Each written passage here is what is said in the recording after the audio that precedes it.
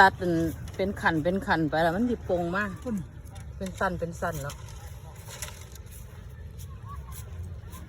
หลอกย้อนมันพยานคนเลยน่ะไปเบิ่งกะลอกดอนพยานคนพี่น้อง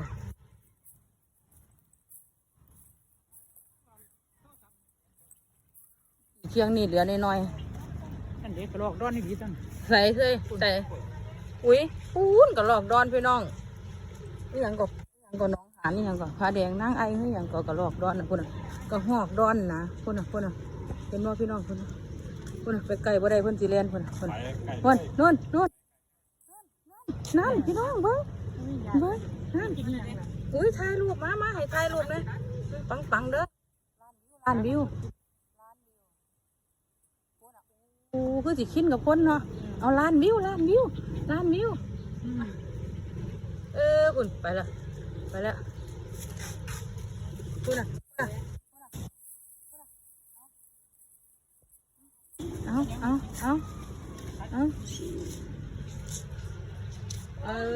กินผักบ่เฮ้ยไปละขนมไปหากินยอดผักดีกว่ายายล้านมาบ่แม่นต้นเผาเลย